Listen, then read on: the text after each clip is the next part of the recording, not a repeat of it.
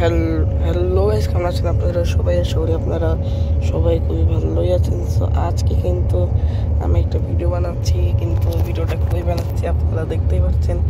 So আমরা কিন্তু এখন মূলত আমার নানু বাড়ি যাচ্ছি। মানে আমরা নানু বাড়ি যাওয়ার 2 দিনের জন্য মাত্র যাব। মানে এই 2 দিন থেকে আবার চলে আসবো। সো আজকে মূলত বুধবার, কালকে বৃহস্পতি, তারপরে শুক্রবার, শনিবারে চলে আসবো। সো আমরা আজকে মনে হয় যে বাসটা নিয়েছি, ওটার নাম হলো শাহজাদপুর ট্রাভেলস, হলো স্লিপিং কোচ। হ্যাঁ, আমি বাসটা স্লিপিং কোচ, কিন্তু বাসটাতে ঘুমানোর জায়গাও আছে। সো বাসটাতে আর আজকে মূলত আমরা তো বানাতে চেয়েছি Indian bike driving 3D part 4 নাকি 5। ওকে, যদি আপনারা আমি নিজেও মূলত ভুলে গেছি যে আজকে কোন পার্ট বানাবো। সো আমরা আপনাদেরকে এখন বাসটি দেখাই, বাসটি কি দেখাবো। ওকে, সো এটা আমি একটু বসি। সো এখানে একটু অন্ধকার লাগতে পারে আপনাদেরকে, কিন্তু এইখানে যদি একটু আলো দেই, লাইট দেই, তো গাইজ লাইট কিন্তু রাতে দিবে। সো আপনাদেরকে এখন দেখাই আগে যে কি বাসের স্লিপিং কোচে কি আছে, আর তারপরে আমরা আমাদের গেমিং ভিডিও শুরু করব। সো এখানে যে দেখুন, এখানে বাজছে একটি বালিশ, একটি কোল বালিশ, একটি কম্বল, আমি যে ওকে। আর এখানে কিন্তু অনেক সুন্দর ভিউ দেখা যাচ্ছে, যে দেখুন গাইস, কত সুন্দর ক্ষেত। মনে হয় বর্ষা হয়েছে। হ্যাঁ, বর্ষাই, কিন্তু যে বর্ষার পানি মনে হয়, নাকি এটা পুকুর। হ্যাঁ, আর এখানে কিন্তু লাইট, এখানে কিন্তু এসিডি আছে। বেশি কিছু বোঝা যাচ্ছে না, কারণ প্রায় সন্ধ্যা হয়ে এসেছে। তার জন্য আবার যখন রাত হলে আপনাদেরকে আমাদের গাড়ি কখন পৌঁছাতে পারে জানি না, রাত হয়ে যেতে পারে। রাত যদি হয় আর যদি আমি সুযোগ পাই, তাহলে আপনাদেরকে দেখাবো যে লাইট দিলে পুরো রুমটা কীরকম লাগে। সো এখন আমরা আমাদের ভিডিওতে চলে যাই।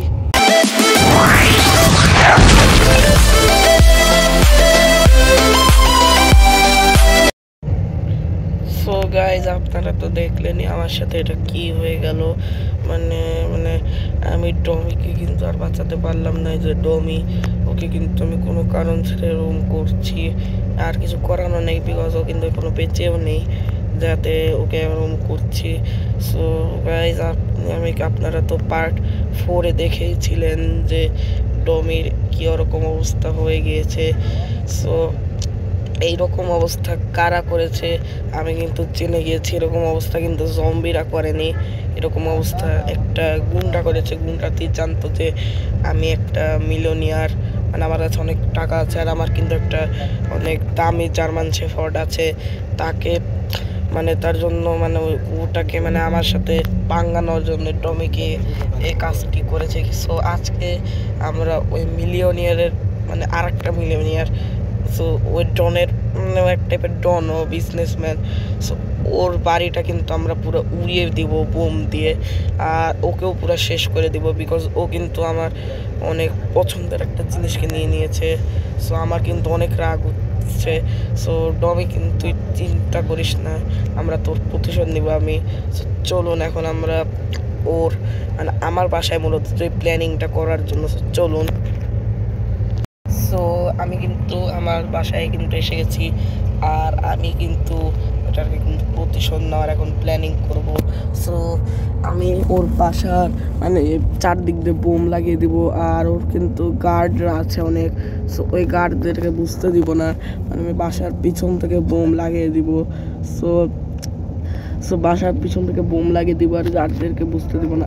আর আমি কিন্তু ওর আর একটা পুলিশ স্টেশনও আছে, ওই পুলিশ স্টেশনের গার্ডগুলোকে মারবো, কারণ ওদেরকে যদি না মারি তাহলে কিন্তু ওই পুলিশ কিন্তু ওর কানে ভাড়া করা, ও পুলিশগুলোকে ভাড়া করে লেগেছে।